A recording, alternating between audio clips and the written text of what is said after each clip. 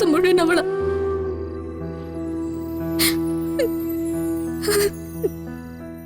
നമ്മൾ ചെയ്തത് വലിയൊരു തെറ്റല്ല. പാവം അച്ഛനും അമ്മയും അവളില്ലാതായത് പോലും അറിയാതെ കിടന്നുറങ്ങുക.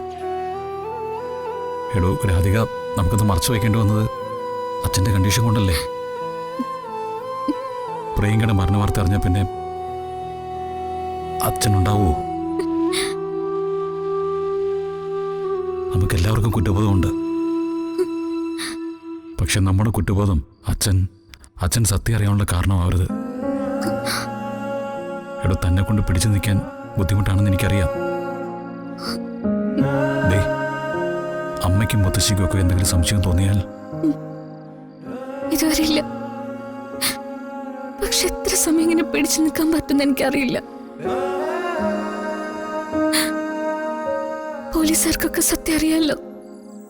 അവര് പുറത്തു പറയില്ലേ? കണിമംഗലത്ത് അറിയിക്കില്ലേ? ആറ്റുശ്ശേരിയിൽ അറിയിക്കില്ലേ? രാധിക, അച്ഛൻ്റെ കണ്ടീഷൻ നമ്മൾ അവരോട് പറഞ്ഞിട്ടുണ്ടല്ലോ. അതുകൊണ്ട് അവരത് ചെയ്യില്ല.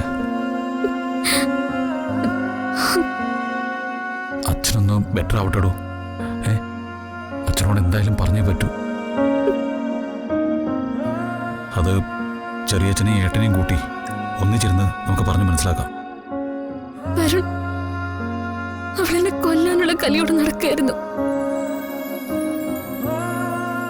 പക്ഷെ ഇതിങ്ങനെ അവസാനിച്ചു പോകുന്നു ഞാൻ കരുതിയില്ല. ഞാനും അവളെ വെറുത്തിട്ടുണ്ട്. ഈ ഭൂമിയിൽ മറ്റാര് വെറുക്കുന്നതിനേക്കാളും കൂടുതൽ ഞാൻ അവളെ വെറുത്തിട്ടുണ്ട്. പക്ഷെ ഈ ദുരന്തം ഞാനും ആഗ്രഹിച്ചല്ല. ചിലപ്പോ മുമ്പ് പോയതുപോലെ ഏതെങ്കിലും സിനിമയുടെ കാര്യത്തിന് ആരുടെയെങ്കിലും കൂടെ പോയതായിരിക്കാം എന്നാ കരുതിയത്.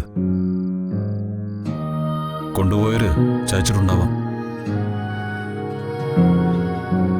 അങ്ങനെ ഒരു ചിന്തയല്ലാതെ വേറൊന്നും മനസ്സിൽ തോന്നുന്നില്ല.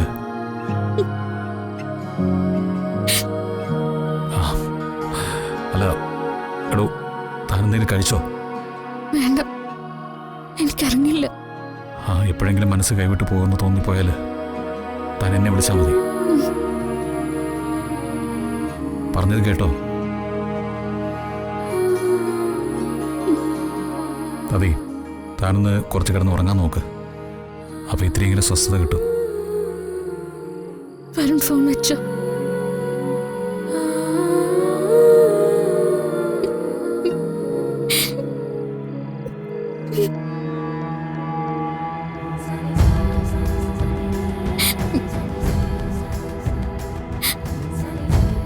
ഈശ്വര, അച്ഛന് നല്ലതിന് വേണ്ടി ചെയ്തു പോയതാ.